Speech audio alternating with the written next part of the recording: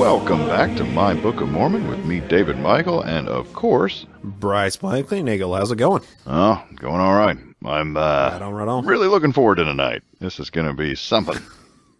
Getting Yep. Friday night. Is it Saturday? No, it's Friday night. Friday night, and 11:30 your time. We're finally getting this going. This is going to be a great episode tonight. I hope everybody's looking forward to it.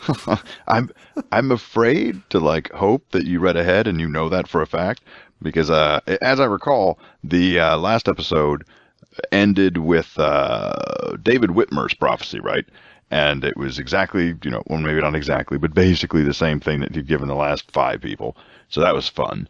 But the introduction warned us, hey, strap yourselves in, because Whitmer's brothers are getting their own revelations afterwards. So I think that's what we're going to start reading now. So I'm just super excited, Bryce. I don't know if you can tell, but boy, yes, looking I can forward tell. to tonight. By your tone of voice, it's abundantly apparent.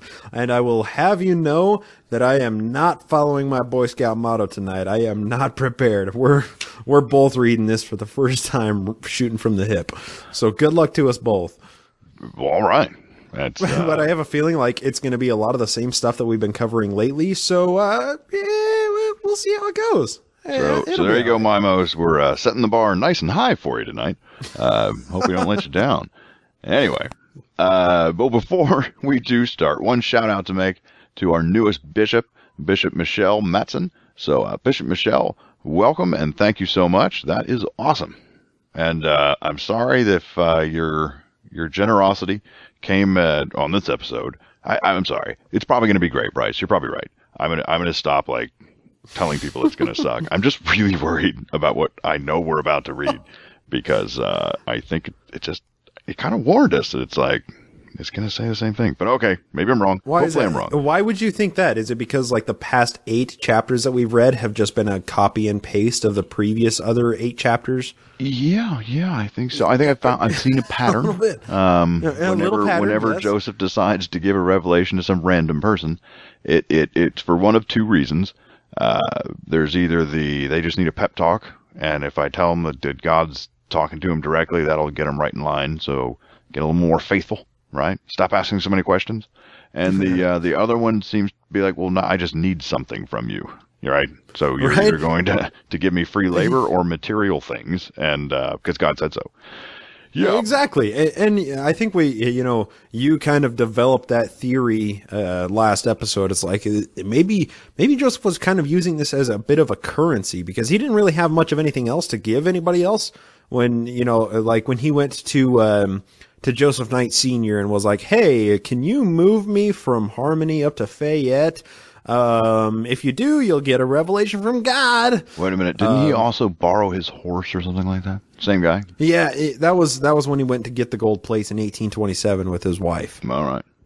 I just remember that. I don't know why I remember that from the last episode, because who cares? But anyway, yeah. No, yeah, it's along the lines of that currency. It's you could almost think about it as if you thought about the early church as a startup corporation, right? And and this happened a lot during the .com bubble, right? That you had these people that were they didn't have any money to give them, right? But the company's growing and it's blowing up, and so everyone's buying the stock because it's this is a next hot thing. And so the employees were getting 95% of their compensation in company stock, right? Because they didn't really have money to give them. So on paper, they were all millionaires. And then, of course, the bubble burst and they were, back at the career fair. But well, it's based on what our economy is as a whole. It's okay, I'm a guy holding a paper bag. So don't look in the bag, but how much do you want to pay me for what's in this bag? Okay, this guy over here will pay me more, so I'm going to go over and talk to him instead. But it doesn't matter what's in the bag. It's just the fact that there is something in the bag and you're setting a value on it. Yeah. That's kind of what the economy was based off of. That this is like Joe's economy, basically. Revelations. They were the one thing that Joe could promise to these people, and they were like, "Oh, God is talking to me. This is amazing." I think it goes beyond just Revelations, right? The economy that he claimed that he was,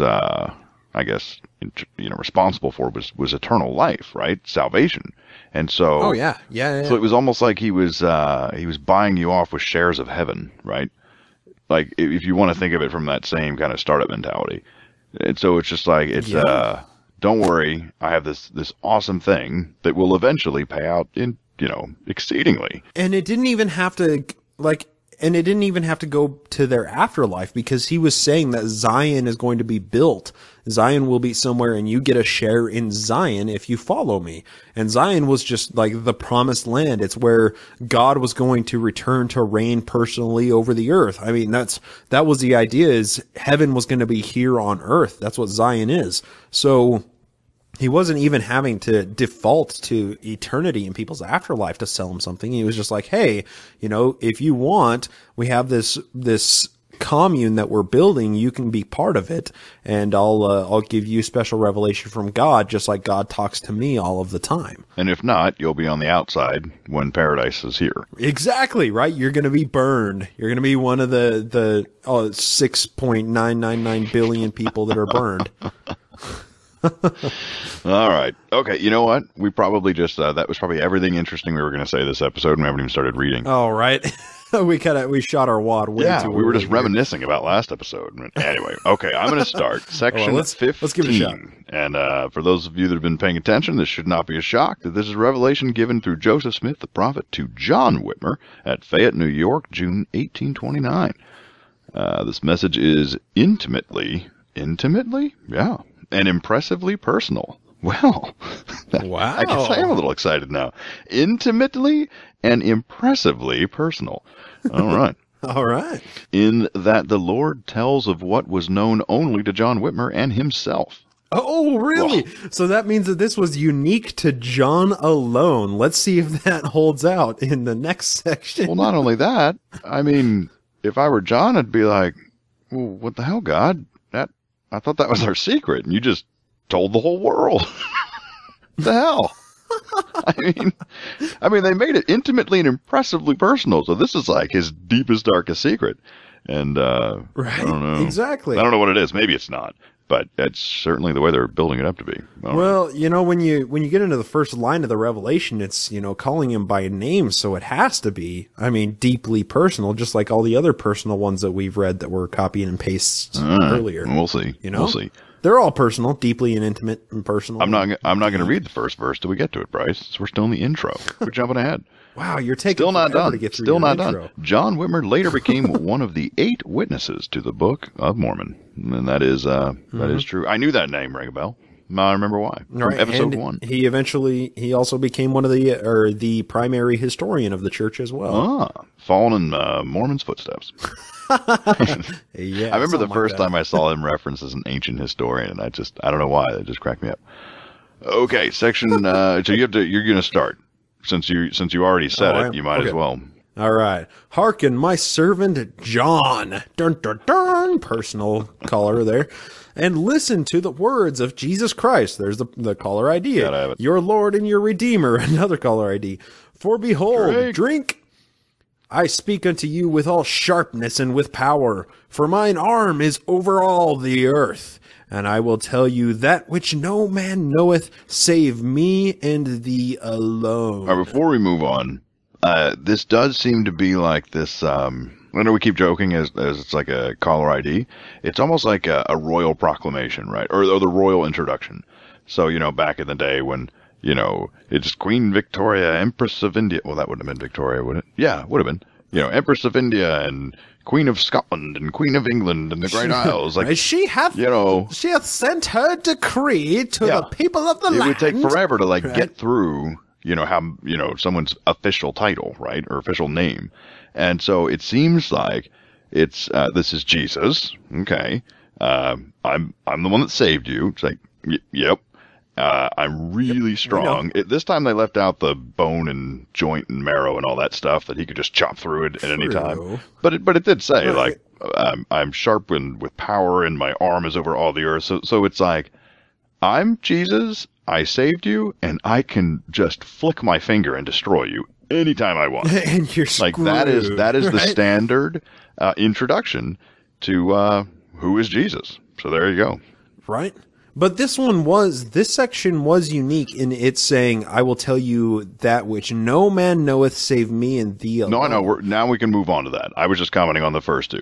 But yes, you're right. Right, definitely. That is kind of exciting. I know they kind of hinted that this was going to happen in the intro, but yeah, this is here we go. Yeah, very exclusive to John Whitmer alone. But for the record, though, he's telling this to Joseph. If I'm taking this literally, God is speaking to Joseph, who's speaking to John. Yes. And so Joseph's mouth is saying, only you and I know this, as if he's like literally possessed by Jesus right now. Like Jesus is literally inside him speaking like he's a puppet. Yeah. So I don't know. I think Joseph was included in that little trifecta there, but I don't think that he said it explicitly. So yeah, it's just save me and thee alone. And he's speaking as the mouthpiece of God. So that's what the implication is here, is that John and God know about this, but nobody else in the world knows. I understand that. I'm just trying to picture the scene, right? and you have Joseph Smith sitting there, and he's like, I'm just going to let God channel himself through me. So I'm just going to start talking, but it's actually Jesus's voice. It's Jesus talking, even though it'll look and sound like me. I have no control. Right. Like, did he... With his face nestled tightly into his stovepipe hat. Right, because this is not written that the Lord say unto you, John, right? Which is how kind of the last ones were written. Like, I don't remember any that were like a direct... Well, I guess they were. Well, I think there was, a couple with Martin were pretty direct, and then there was one, the Revelation, that started out with Oliver, son, or whatever. That's true. So. You know what the problem is? It's not consistent. That's the problem. And that's why we're so confused all the time. Because a lot of times it's like, wait a minute, did he just say for...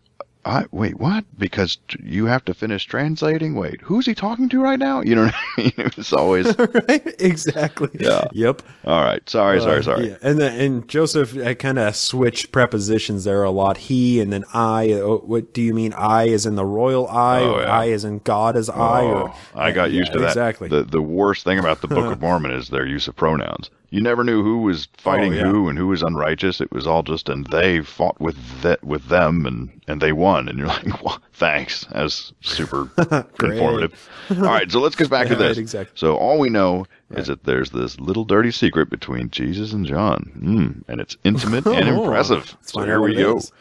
I'll take over then. For many times you have desired of me.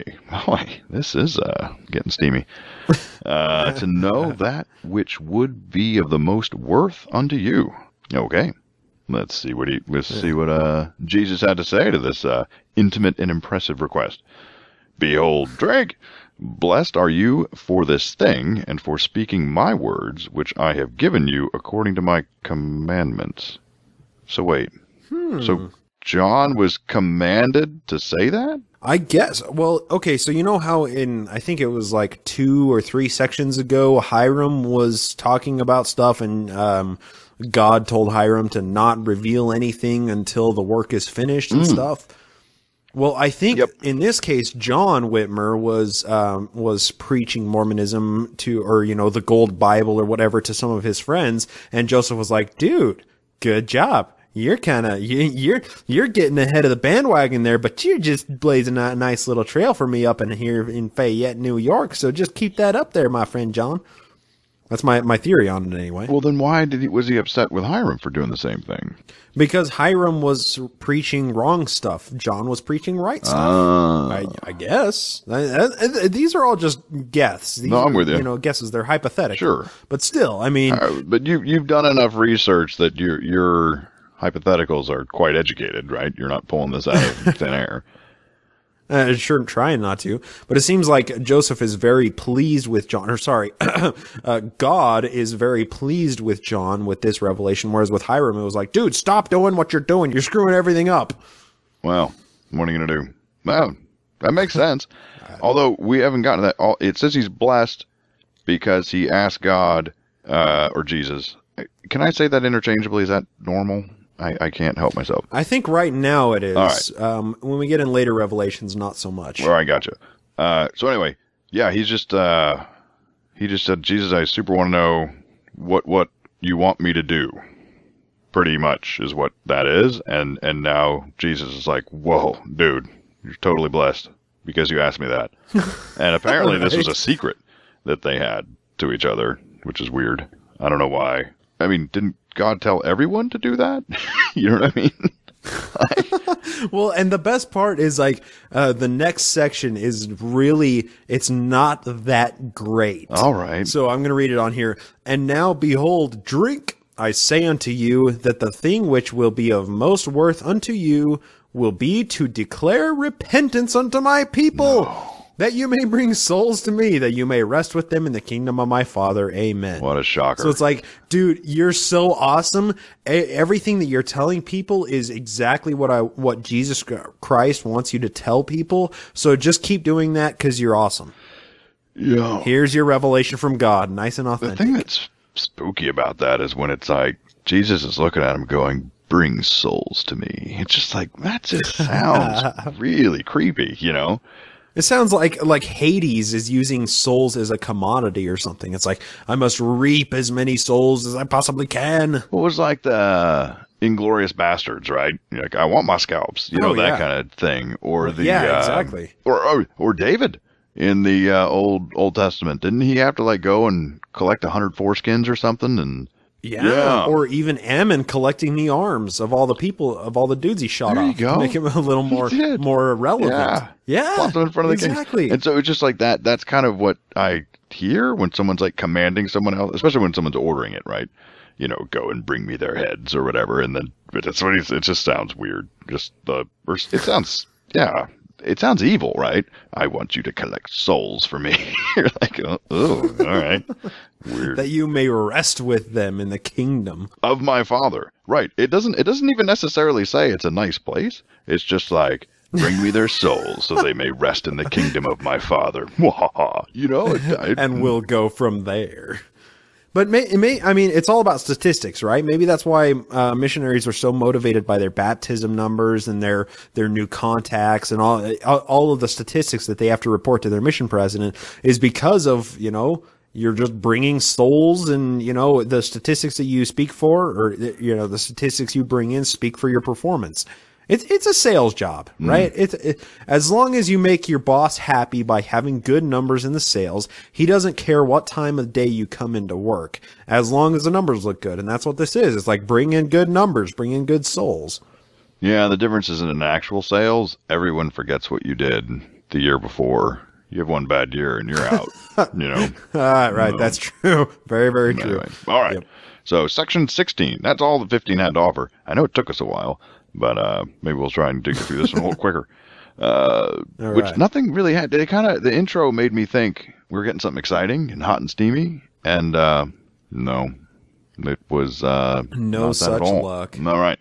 I mean, his deepest, darkest secret is he said, "Hey Jesus, what do you want me to do?" And he's like, "How about tell everyone that I'm their savior and they should listen to me?" It's like, oh, what a deep, dark secret. Right? Nobody in the burned over district knew that before now. Yeah, not a single soul. It's like you're saying that you're an evangelical Christian. So that's really unique. Yeah. Especially where you live. That's all it is. Right? Yes. That's all it is. All right, section 16. Revelation given through Joseph Smith, the prophet, to Peter Whitmer Jr. at Fayette, New York, June 1829. Peter Whitmer Jr. later became one of the 8 witnesses to the Book of Mormon. There you go. He's another one of those 8s. It does seem convenient, doesn't it, that maybe this is how he had to buy their, their witness testimony. It's like, well, it just, yeah. Okay, this thing, no. It's called the Testimony of the 8. Don't worry about what's called. I just need to sign right here. Just a legal document before I can give you, I can give you Revelation. Just sign right here. Appreciate it. Right on line. Now, let's hear what God has to say. Well, yeah, and that's, I think Joseph was also trying to make friends a little bit here. Because this is right after Joseph and Oliver and Emma had moved up to Fayette, New York to live with the Whitmers to finish translating the Book of Mormon. So he, as soon as he arrived here, he gave a revelation to David Whitmer, Peter Whitmer, and then, to John Whitmer, which we just now read. So I think he was trying to make friends. He's like, you know what, you guys, y'all are so awesome that, y'all get your own revelations from God. And that's how I'm going to make you like me as people. Oh, well, it worked. Oh, it worked. Exactly. They followed him to the grave. Good on him. Basically. For the most part. All right. No more stalling. Let's get started. Anyway, yes. Okay, I gotta start again. Hearken, my servant Peter, And I should do that like an automated service. Hearken, my servant Peter, and listen to the words of Jesus Christ, your Lord and your Redeemer. For behold, drink, I speak unto you with sharpness and with power, for mine arm is over all the earth. Wait, is this familiar at all? And I will tell you that which no man knoweth, save me and thee alone. Bryce, shoot me now. I can't do this show anymore. It is the exact same thing. Damn it. They changed John for Peter. For Peter. Oh, this is a prank. Someone like tricked me into reading this book cover to cover. That's what's going on Candid Camera. Yeah, all of the Mimodes banded together. We fabricated this book, and we were like, quick, put it in a mass distribution just so David Michael has to read it. Great. So let's just finish this out. For many times you have desired of me to know that which would be most worth unto you. Behold, drink. Blessed are you for this thing, and for speaking my words, which I have given unto you according to my commandments. And now, behold, drink again. I say unto you that the thing which will be of the most worth unto you will be declare my repentance. This is exactly the same unto this people. Exact same. That you may bring souls unto me, that you may rest with them in the kingdom of my Father. Amen. Wow. Okay. But be sure, it was only between me and thee alone, though. Remember that. Oh, that's right. It was unique. No one reads this book cover to cover, Bryce. Nobody knows the history that reads this book. It's amazing. That is, you know what that is? It's like that someone will tell you a secret, right? And they'll say, seriously, you can't tell anyone, don't tell anybody. There's really, you're like, okay, fine, you're fine. I'm not going to tell anybody, whatever.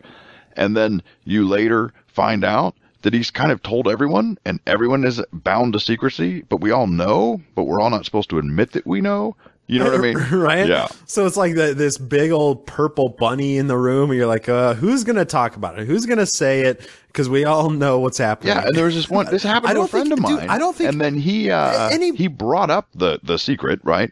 While it was three of us, and me and the other guy instantly looked at each other and went like, oh, you know that too? You know what I mean? And I was like, oh, thank God we can actually talk about this now. Anyway.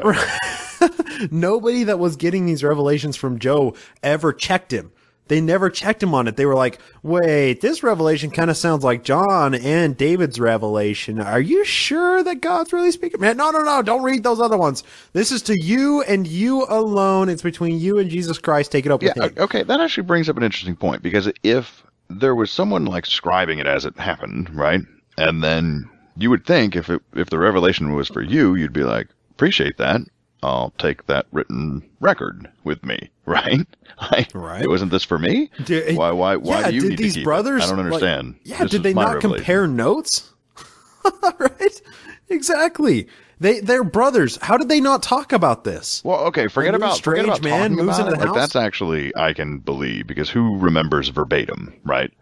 Only if they both walked out with their revelations written down and they sat down and here's mine, and it's like, oh wait, what? You know what I mean?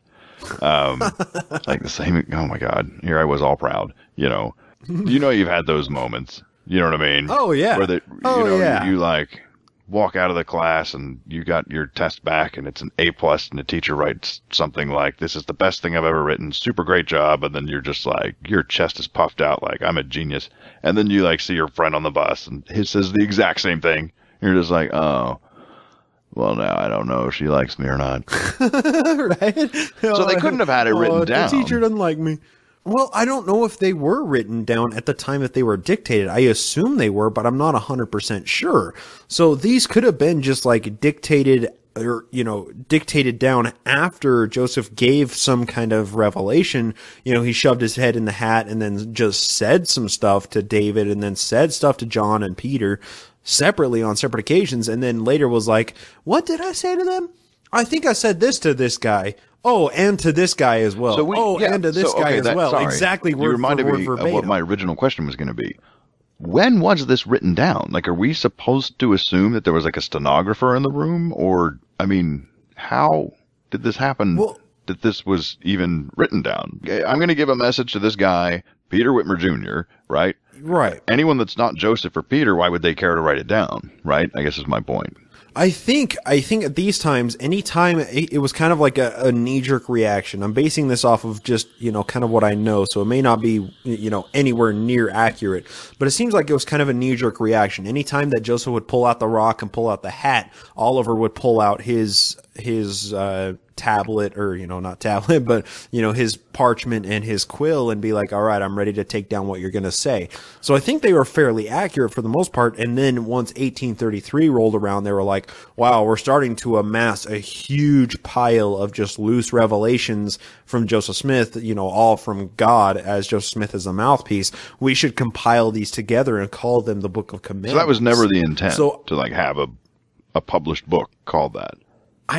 I don't think so. I think that at just some point they were like, there's actually a lot of information here that we can use, so why don't we just put it all together in a book and call that one of the Holy Mormon canons? And they did, and it worked. Because if it was the intent? Of course, it's gone under a bunch of revisions ever since, but yeah. If it was the intent that, like, Joe always knew that he was going to make a Book of Commandments, then that might have been a way to actually increase the value of these revelations, to let people, and this is kind of your way of getting into the credits.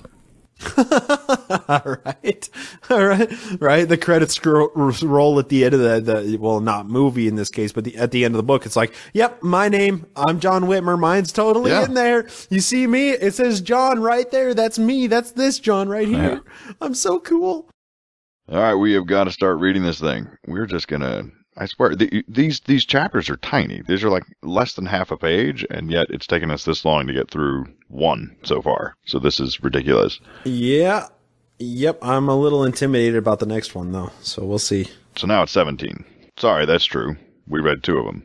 Yes. Something like that. Okay, section 17. Revelation given through Joseph Smith, the prophet, to Oliver Cowdery, David Whitmer, and Martin Harris. Whoa, that's the dream team right there, isn't it?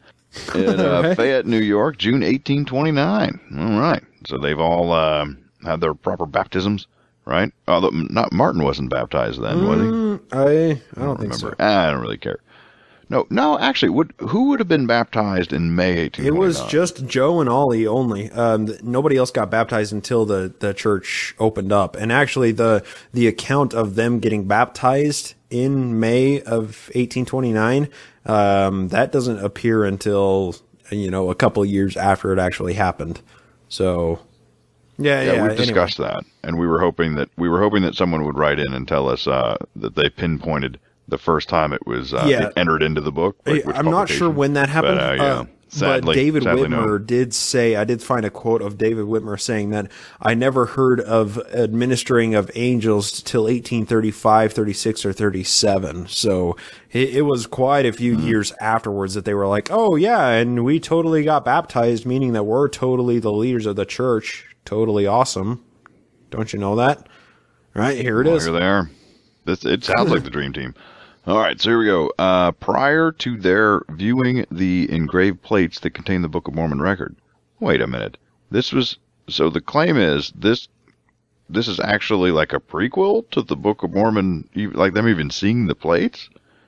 Well, yeah, all of these revelations have been before the plates came, or before the Book of Mormon came along, but after the plates. So, what we're going to talk about is the plates themselves will be the focus of the next section, I think. Well, I mean, it does help to explain, I've always said that 11 witnesses is one of the most statistically insignificant things in the world. You know what I mean? You could find 11,000 that are alive right now that think that they've been abducted by aliens. Right, it doesn't mean it's happening. You know what I mean?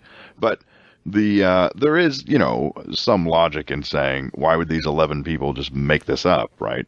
And sometimes it's hard to refute, except for right here, it's like, man, they haven't even seen these plates yet, and he is already laying it on this thick.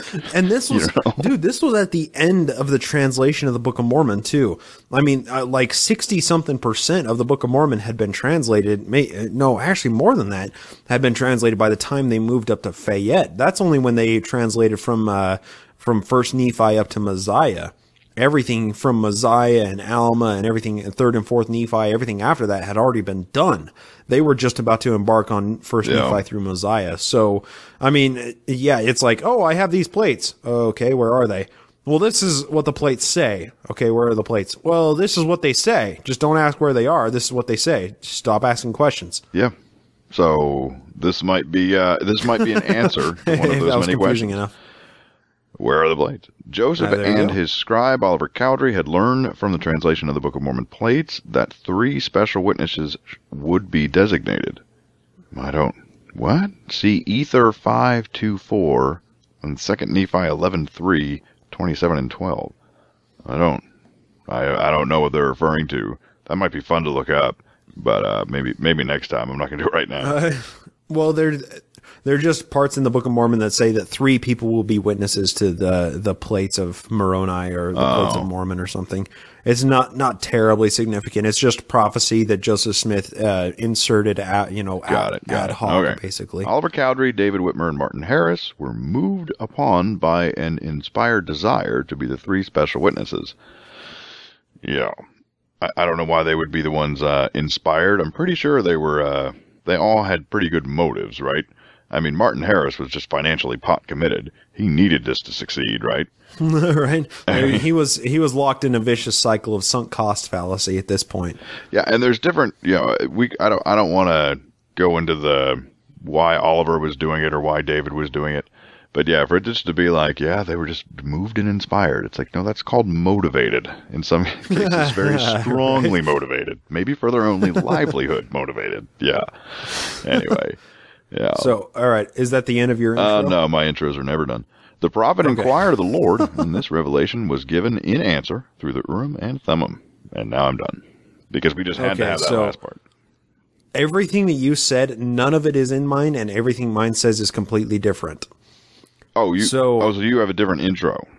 A completely different intro. It's along the same lines, but everything is different. Are you sure we're reading the same section? I'm pretty sure. Okay. So mine says a revelation to Joseph Oliver and David, nothing about Martin Harris, making known the calling of 12 disciples in these last days, and also instructions relative to building up the Church of Christ according to the fullness of the gospel, given in Fayette, New York, June 1829. That was mine. Whoa. That is dramatically, extremely different because yours starts out with "Now behold." Are we even going to have time to read this? We might go down the rabbit hole on this one.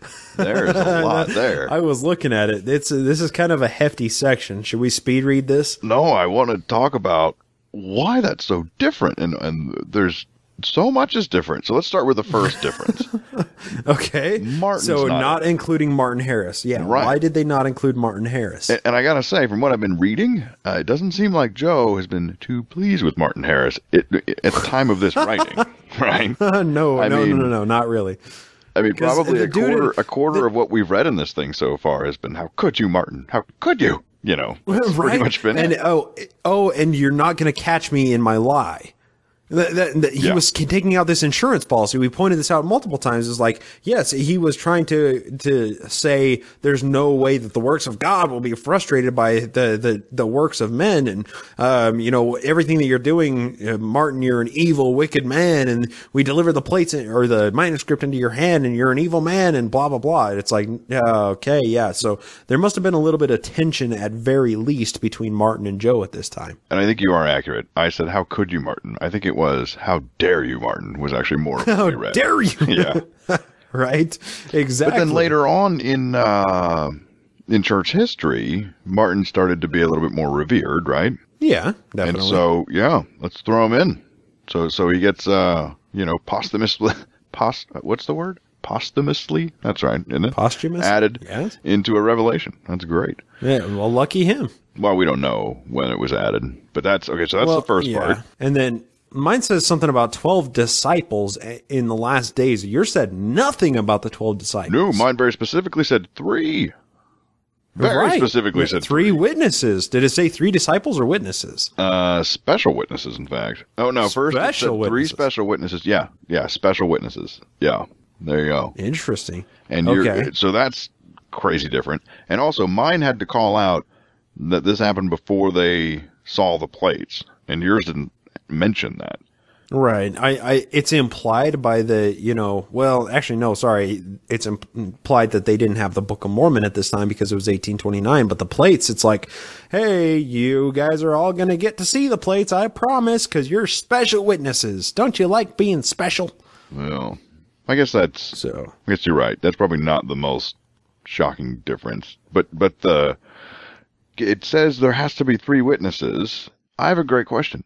When was the signing of the 3 witnesses and 8 witnesses? Like, when was that document made and signed? That must have been in 1829 as well. It had to have been. I can't imagine that it was the last 2 chapters we read, and those were in June 1829. The intro ends with that they later became one of the 8 witnesses to the Book of Mormon. So it had to have been after that. Yes, but in the Book of Mormon, okay, so the Book of Mormon hit the printers in September of 1829, and the 3 witnesses, the statement of the 3 and the 8 witnesses is at the end of the Book of Mormon. So it had to have been signed before September of 1829. Got it. So we're in this tight window between June and really probably like August, right? August, yeah, September. somewhere around there. Yeah, and so in the summer, it's a very summer tight to late window. summer of 1829, those things were made. But I guess what's interesting about it is maybe the original intent was to have 12, right? So back in June when they're writing this, he's like, yeah, we're gonna have 12 witnesses, and that's how it's gonna be. And for whatever reason, it didn't work out. They couldn't get them all together. They could only get 8 of them together, and they're like, well, maybe we could just get 3 by itself, and well, that's still not 12, but whatever. So they ended up with 3 and 8, and now they have to go back. But now, when historians have kind of said, oh, crap, it said 12 here, and now we only have 3 and 8. Let's just go back and amend the intro. Problem solved. Well, true. I would agree with that. And I would also argue that there were 12 witnesses. We had the 3 and the 8 making 11. Then we had Joseph Smith, who was number 12. So there were 12 people, but of course the prophet doesn't usually consider himself as part of his disciples. He usually considers himself as the leadership of the disciples, like it is in the leadership today. So I would also argue that, it wasn't really, it probably wasn't much of a focus who was going to, or how many people were going to be witnesses to these plates. It was a matter of, okay, who can we get to sign this piece of paper? No, That's what matters. I totally and if you agree. look at if you look at the signatories on the witnesses, okay, the 8 witnesses, all of them were Joseph Smith's family members or his treasure digging buddies. Then you look at the 3 witnesses, it was like those were his closest buddies, and then Martin Harris was the one guy on the outside. Why is that? Why is Martin Harris the only one guy that had didn't have the vested interest in this until the Book of Mormon was published? Oh, because he had all the money, he was financing it. Yep. Yeah, I'm with you. Yeah, I mean that's just kind of the prevailing theory with most Mormon historians was Martin Harris was the mark, right? I get it. Everybody had teamed up. There was Joe's 11, right? Like Ocean's 11, and they were, they all teamed up together to gang in on Martin Harris, and it worked. That's honestly your conclusion in terms of all of the reading and studying you've done. You think that there were 11 con men and Martin was just this score that got out of hand and became a church. Like, really? That's okay. That's where where the waters get a little tumultuous, because I think for definitely Joseph Smith and Oliver Cowdery were in on it. And then the 8 witnesses, they never actually saw the plates uncovered. They saw the engravings thereon, which was probably the character's manuscript, but they didn't actually see the plates. They didn't handle the plates. They hefted them, quote unquote hefted, so they held them in a box. They felt the weight of them. They right, felt but if they were all in plates. on the same con, they would have signed whatever they were asked to sign. You know what I mean? Exactly. So you don't think they were on the same con? So that's what implies that they weren't all in on the same con because they would have just said whatever. Like they would have been more forthright. Okay.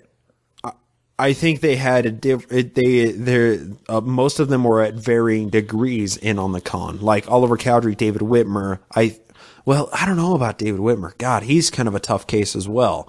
So Oliver Cowdery, I think him and Joseph were definitely in on it. And then to a lesser degree, David Whitmer, and then to an even lesser degree, the other 8 witnesses that were, treasure diggers with Joseph Smith at the time. So, I mean, they were all friends and family of Joseph Smith that were all treasure hunting and looking for, that were scrying and using divining rods just like Joseph Smith was. So I don't think that any of them were completely, well, man, I have a hard time. Maybe a lot of them believed it. I don't know. It's so tough to tell. No, I know. It's like we're basically asking not what did someone do historically, but why did they do it? It's like, do you know how much evidence you need to answer that question and still be wrong, maybe? Right. And then you also have Martin Harris's quote in like an 1860s interview with Tiffany or something. It was he said that I haven't seen the plates with my natural eyes, and any man that has is a liar, Joseph Smith not excluded. So it's like none of these men actually saw them with anything other than their mind's eye, with this second sight, or this stoned sight, as I called it in my show, because they all believed that what they would look into their scrying instruments or whatever, they believed that this sight that they were using was real. Like Martin Harris even said, I saw the plates like I see a mountain through a hill, or I see a city buried in a mountain. It's like, what the hell are you talking about? A city in a mountain? Well, that's what these people were seeing when they would look in their hat, and that's why they would dig to these things that would never actually be there. They were hallucinating these things. Bryce, that is fascinating. But I think you are stalling, sir, because you're afraid of what's next. We're just going to keep repeating it. Yeah, you're right. Sorry, so, I kind of went on. I'm just going to start reading there. Because if I don't, it's just like the longer you go, the more I have to edit. So I'm like, whoa, this is starting to sound like a lot of work. I got to shut him up. Eventually, but jot down where you were. You have the mute button. Pick up the topic on your show, and it'll be You'll actually have listeners that are tuned in for that, for your honestly your conclusions based on all of the evidence, or not even conclusions necessarily, but your best guesses, right? Hypotheses, your best guesses. Yes, best guesses. Anyway, somewhat educated. Well, educated than any of us listening. All right. Sorry. Here we go. Section 17, verse 1. Behold, finally, drink. I say unto you, you must rely upon my word, which if you do with full purpose of heart, you shall have a view of the plates. But only, you got to remember now, you got to basically have to totally believe with all your heart before you're going to get evidence. Yeah, that's what that said. That makes sense. And also of the breastplate, the sword of Laban. Whoa. We're going to see the sword of Laban now. That's exciting. All right. Yeah. Very sweet. The Urim and Thummim, I still don't know why that's like a holy relic. It's like a murder weapon. A stolen murder weapon. Anyway, sorry. So the Urim and Thummim, sure, 2 rocks, that's fine, which were given to the brother of Jared upon the mount. Oh, that's right. Actually, didn't it go back further than that? Wasn't it in the book of Abraham where it was like the original Urim and Thummim were given to, I think, Abraham or something like that? Or even before that? Well, are you talking Mormon scriptures or actual scriptures? No. I'm talking about that nonsense book of Abraham. It was in the pricey purple. Okay. That had to be. Yeah. No, really. That has to be, like, if I was a Mormon, that would be the topic I would just like not want to talk about, right? It's almost like if you're a Christian, you don't want to talk. Like, yeah, it's fine. There was slavery and genocide, Old Testament. You know what I mean? Like, we're just like, will you stop getting hung up on the Book of Abraham? There's so much more beauty in it. Just look past. Like, I'd just be embarrassed about that one. That was one of the biggest loads of nonsense I've ever read.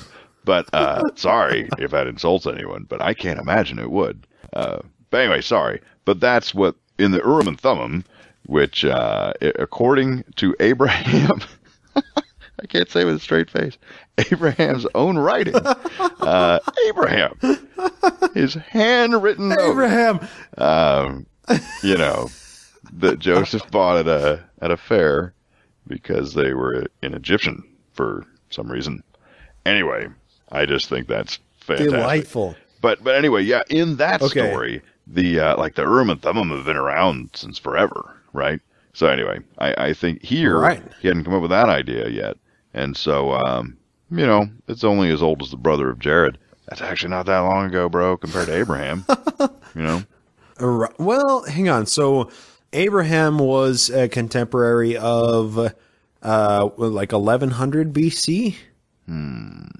If I'm not mistaken, right? That's when the Pentateuch was written. It was somewhere between 1100 and 900 BC. Oh no, I'm not even thinking of him as historical. Because the Jaredites just go with the chronology of the Bible. You might be right, because the Tower of Babel was certainly before Abraham. Right, and I think the Jaredites were set out 2500 BC. That's when they came over to America in submarines. It was right after the Tower of Babel. Yeah. So, you know, I guess as far as Book of Mormon goes, as, you know, intellectually sound as that is, I believe that Jared is actually a fair amount older than Abraham is. Actually, what is the next story in the Bible after the Tower of Babel? It might be Abraham.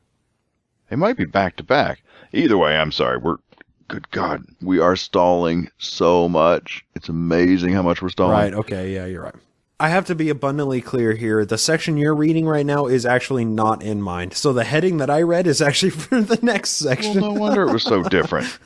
So it was so different because it's not in here. Apparently, so the section we're reading, section 17, was in the 1835 Doctrine and Covenants, but not the 33 Book of Commandments. So now I have my original 1991 quad in front of me, and I'm reading this out of here. Didn't I say like 20 minutes ago, are you sure we're reading the same section? I thought we were. Like the last half an hour of dialogue is now irrelevant. Oh, it's usable. It's definitely relevant because they just squirreled this chapter in here and they're like, hey, we're just going to chuck this in for fun. Sucks to be you guys. Fair. Anyway, so yeah, let's continue on. Everyone got a little we definitely have little to get history there. lesson from Bryce. And just because, I think, yeah, you're being sneaky tonight. No, you just wanted to say all that stuff and you found a way.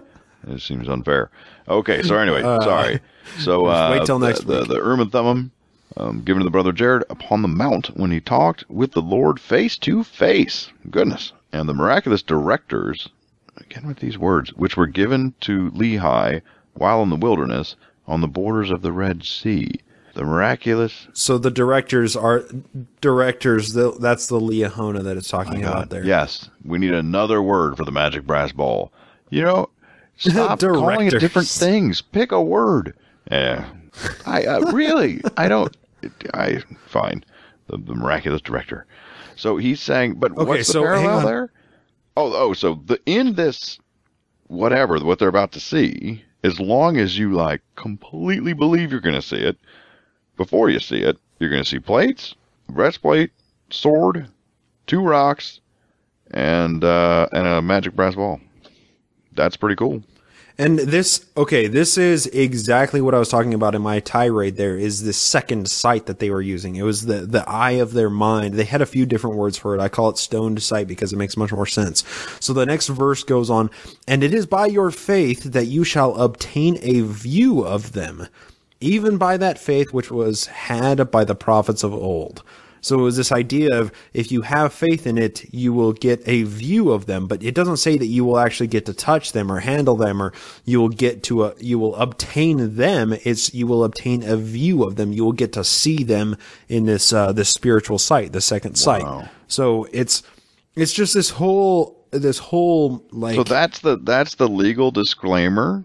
I didn't say you would get to see them. I said you would get to obtain a view. You would obtain a view of them. Yeah, and it's this magic world view that they did, dude. I mean, it's just amazing what they considered reality was, like Martin Harris seeing a city through a mountain. I mean, it was their own reality. Sidebar question for you. I thought this wasn't in your section. How are you reading this? Oh, I'm reading out of my quad that I used when I was in the church. Your quad?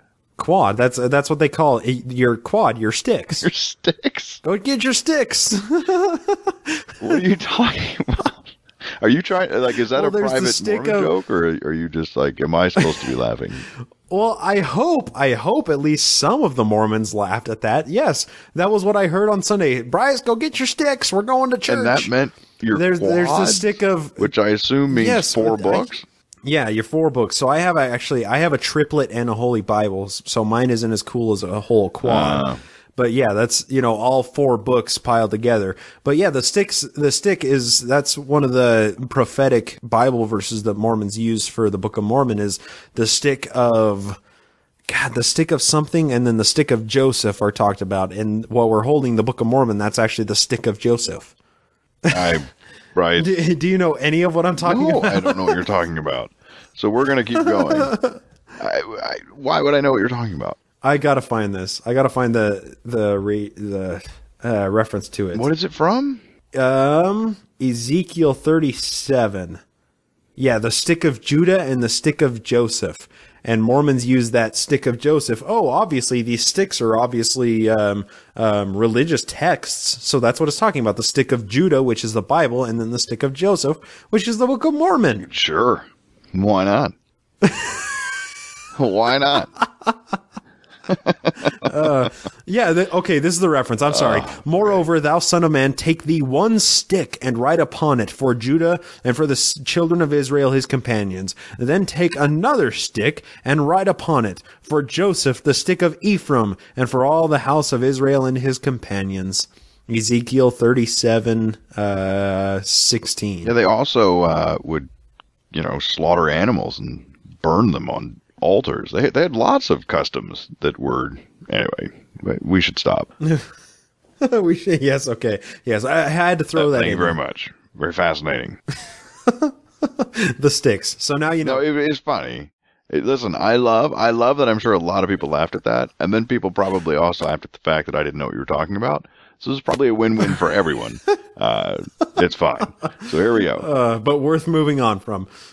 Let's see. And after that, you have obtained faith, and you have seen them with your eyes. You shall testify of them by the power of God. When I hear it says you've seen them with your eyes, so that makes it seem I like wonder if that's been changed. Okay. Give me a minute. I gotta look this up. It's not in yours. But it was in the 1835 Doctrine and Covenants, not the 33 Book of Commandments. So I'm going to look it up in the 35 Doctrine and Covenants that I have here. I understand. Go to your card catalog, see where it is in your library. I'm going to keep reading while you're in the midst of that. Yes, this you shall do, that my servant Joseph Smith June may not be destroyed. Why would he be destroyed? That I may bring about my righteous purpose unto the children of men in this work. Huh. I guess he's going to get destroyed unless you promise that you saw plates. Okay, that's a bummer. And ye shall testify that you have seen them, even as my servant Joseph June has seen them. For it is by my power that he has seen them, and it is because he had faith. Huh. It's interesting when... sorry, this is going to seem really irrelevant. It's weird. When they wrote Peter Whitmer Jr., they put Jr. period, like it's supposed to be. Instead of Jun? But they put J-U-N on all. Every time it says Joseph Smith, it's always J-U-N, which I always think is fun to say June. Like I made that mistake in the very first episode, and I've just continued to do it because I think it's funny. But anyway, sorry. Well, Joseph has to be special instead of Jr. This was kind of like... if you don't do what I say, your boy here, he's screwed. So that's kind of you know what I mean? That's kind of like putting a gun to his head and being like, come on now, you can do this or not. And then, what else does it say? You're going to see him in the same way Joseph has. And then that might be how they wiggle out of it, right? It's like, we didn't really see him. And Joe's like, well, I didn't really see him either, but I'm not going to question God, or you? Right. Right. You saw them the exact way that I saw them. Look at this marvelous work. How cool is that? Do you think I could have just whipped this marvelous work out? Come on, guys. I couldn't have done that. No. Right. Awesome. Just theorizing. And he has translated the book, even that part which I have commanded him, and as your Lord and your God liveth, it is true. All right. Well, as long as there you and go. Now remember, this is a man is speaking, And he said, now listen, I'm about to say a bunch of stuff, but it's not me talking, it's God. Okay, everybody ready? All right. God wants you to know that I'm being honest, and I'm not lying. So, okay. Everybody get that? Is now we got to say that. Now you're all convinced? We just got to say that at the onset. You guys all convinced? I know most of the times you guys think that I might have been lying, but I swear I'm not lying this time out of all the other times. I swear. Yeah. It's amazing. He, I can't even, like, there's not even a second party involved in this conversation. You know what I mean? It's like he's having a conversation with himself. Yeah. But anyway, what are you going to do? Well, I think that the next part of the verse, or the next verse, talks, kind of. Read it to us, Bryce. Differentiates Joseph. Wherefore you have received the same power and the same faith and the same gift like unto him. Oh, what are they? What are these powers and gifts? Dude, the power of revelation, the power of translation, all the powers that Joseph has, everybody else has. Huh. That's what he's saying, what it says. That's what it says. Okay. That seems really weird for a prophet to say. Oh, yeah, you know how I'm a prophet? All y'all are prophets. You're going to be a prophet. You're going to be a prophet today. Listen. Because why not? I mean, every CEO needs, they need a COO and a CFO. They need execs. Right? Come on. They need a board of directors to take care of all the smaller problems, right? So he's just putting together the executive staff, C-level suite. That's all. All right. Sea Org. Where are you? Oh, yeah, same thing. So they're all getting, he's like, you are going to be important. VIPs. You guys are almost as cool as me. Well, I mean, right there, he actually said the same. But, I mean, I guess the person that gives you the power is always going to be a little bit better, right? Right, well, true. But, I mean, just given Joseph's personality, it doesn't seem like this is something that he would readily say. You know how cool I am? You guys are all just as cool as me. But, like you said, if he's telling them that they're all as cool as him, they're like, oh, we're all a brotherhood, but he was the first one that was cool before all of us got to be cool. So let's do what he says. True. All right. I don't know. It's a cult mentality. Anyway, let's see. And if you do these last commandments of mine, which I have given you, the gates of hell shall not prevail against you. For my grace is sufficient for you, and you shall be lifted up at the last day. So just do what I say, or you're going to burn in hell. Or you burn. Just burn crispy. Mm-hmm. Yep, exactly. Which is so weird because the current Mormon stance on hell is so nuanced and so different from this like brimstone stuff that we're talking about. I mean, come on, let's be honest. It didn't say the brimstone and the burning. I said that and we said that. It says hell. What else are we supposed to envision when it's hell? Dude, Joseph was writing this post Dante's Inferno. People had thought that hell was the place of brimstone and fire and gnashing of teeth. This is where you and I disagree. You actually get to comment on this, like when it was written in its history. I just gotta honestly just say what it says. It just says hell. So I mean, Mormons could look at that and be like, "Well, hell's not that bad," and I'd be like, "Well, I mean, it doesn't say any different. It really doesn't, Yeah. There were what in this verse? There were parts of the Book of Mormon that even described hell as like. Basically kind of dirty water around a lot. It's kind of yucky. It's kind of the way it was described, I remember. So yeah, I mean you could have a lot of definitions. I remember hearing like Alma was like racked with torment, and that's what hell will be like. It'll be constantly racked, like you're up on the torture racks. It's like, yeah, that doesn't sound good. But yeah, I don't know. But now Mormons think it's just like, oh, you're separated from God, and that's all it is. And that just sounds terrible. All right. Given this God that we've read about so much, the Old, New, and New Testaments from, I don't really want to hang out with him. He's kind of a dick. All right. So let's read the last verse of this thing, and then I think we're gonna have to call it quits. All right. Which, by the way, is amazing. That we basically got through 4 pages, if that. It's actually really sad how slow we're reading this thing. And I, Jesus Christ, your Lord and your God, have spoken it unto you, and that I might bring about my righteous purposes unto the children of men. Amen. Well, at least that time, it wasn't the full caller ID, right? So he didn't talk about that I redeemed you, and I could crush you at any time. But it was just I'm God. But he kind of actually did it ahead of time, right? He just reversed the order, because immediately before saying that, he said, like, my grace is sufficient. So it's kind of like, I'm the one that saved you from the gates of hell. You know what I mean? Right? Yes, kiss my shoes. I saved you from me. So he just did it in a different order. It was, I saved you. Don't mess with me. And then I'm Jesus. Right. It was just backwards. Anyway. Let's all worship this God. He sounds like awesome. He's got a nail him every time.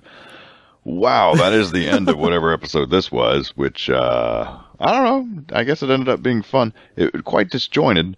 But we really, if we were just reading these, and, what are you gonna do? That kind of stemmed from, yeah, that's what happens when I come to the show completely unprepared and just reading it for the first time like David. It just doesn't quite work out. We read two different sections that are supposed to be the next sections and the right ones, but they're completely different because why the hell not? Something like that. So, yeah, that's what happens, I guess, when you're unprepared. Yeah. I don't know, it makes for fun. Oh, well. Right? Exactly. Because I love how we were just like, what the hell are you talking about? What we could do is... yeah, we do that fairly often, though, but whatever. What we could do is, if one of us wanted to prepare a little, and at least find out if there's repeat chapters in the future, maybe a way to get through them is we'll have a competition, and I'll, like, read one end to end, and then you read one end to end, and then people have to vote on, like, who read it better, right? Like, that could be fun.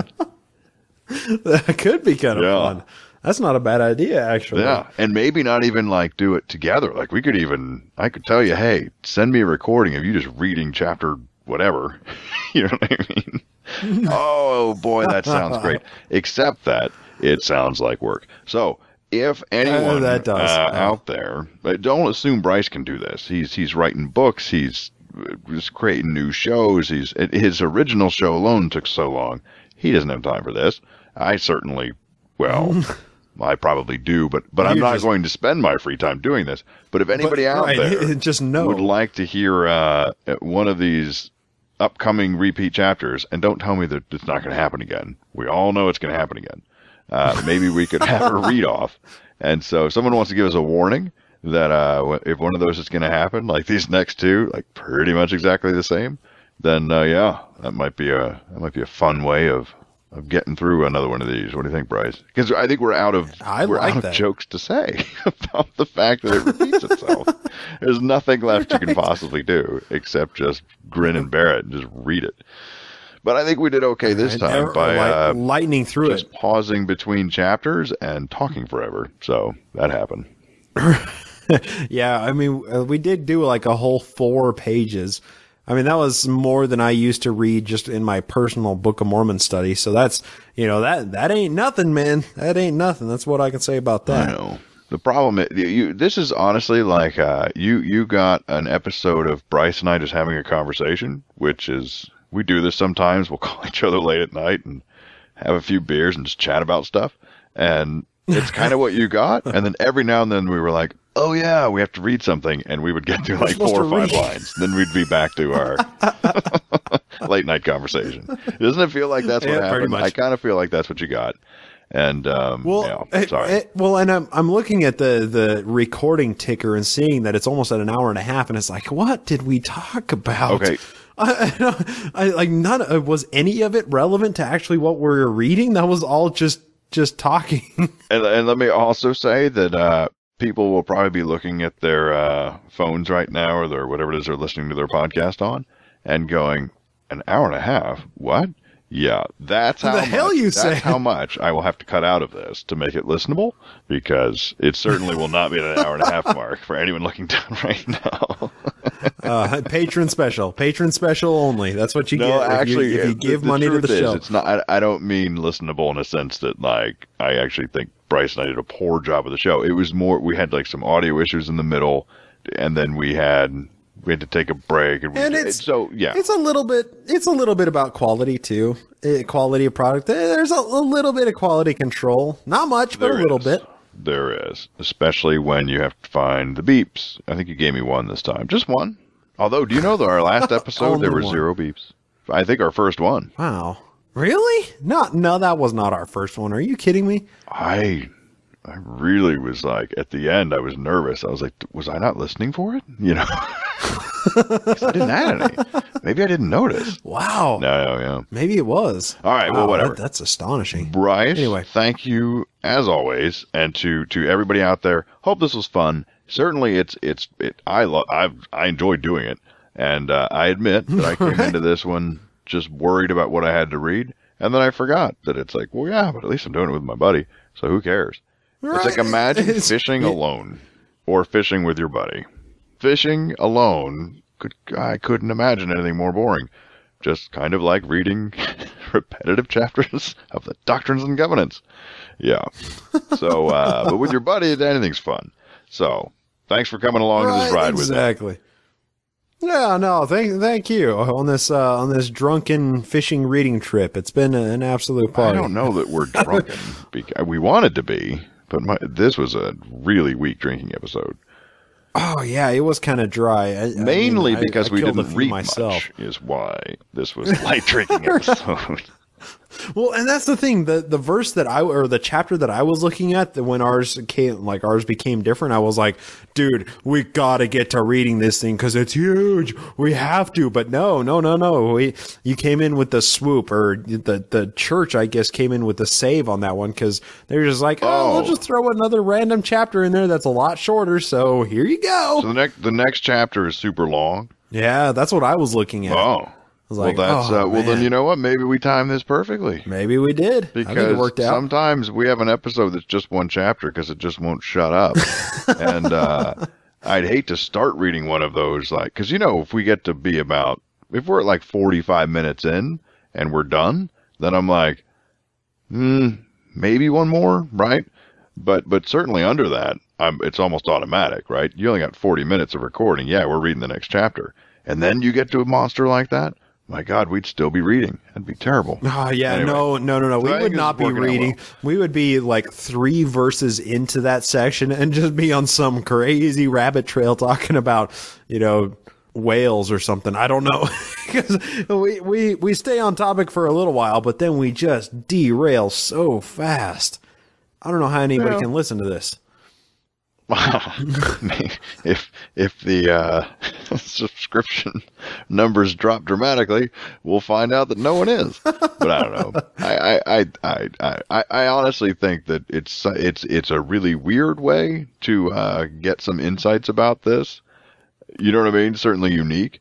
But I do think we do come up with some insights that otherwise no one would, right? Right. So we're doing 2 things that I think are somewhat unique. One is reading this thing cover to cover. I almost don't think it was written to be read cover to cover, right? No. And then doing it simultaneously with the original version. It's just like doing all of that together is, I don't know. I think we have insights that I think otherwise wouldn't be there unless we were following this specific formula, right? Right. And sometimes we go down the rabbit holes, but it feels like it's worth it. Right. And we came up with the Joe's economy theory.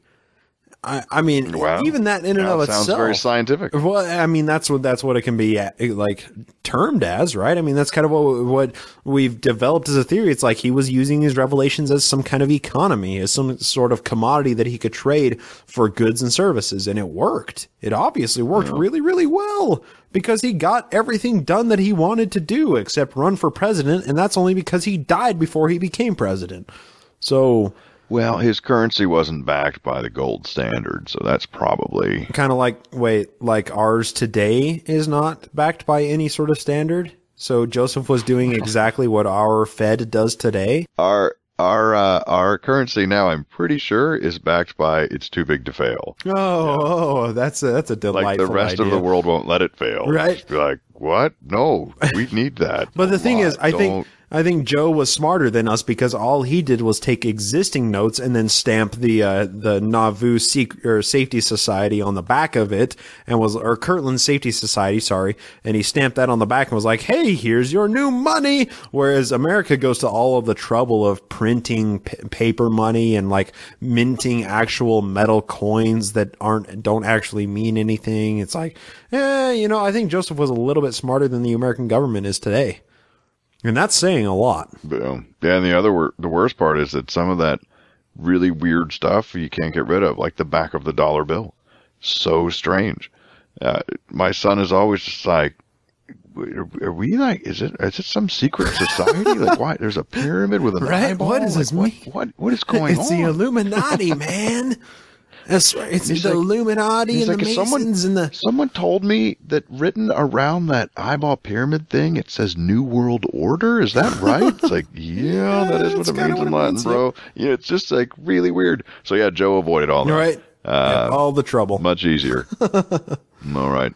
Okay, we have successfully babbled about something that had nothing to do with our topic. That is exactly when it's time to sign off. And I'll say, like, so Bryce, thanks for being on. And it's not like it's anything new. That's what we're really, really good at. It's just talking about random useless. Now the count is up to 2 beeps. Thanks, Bryce. My mistake. Random useless stuff. Anyway, there, splice that in. Yeah, you had to. You had to pay me back for not beeping me at all last time. Yeah. You had to give me 2 this That's time. totally my motivation. There you go. All right. Bryce, thanks for having me on. Say goodbye to all these lovely people. See you, everybody. I love you so much. Aw, isn't he sweet? Bye, everybody. This song is licensed for use within this podcast. All song and copyright information can be found at www.mybookofmormonpodcast.com.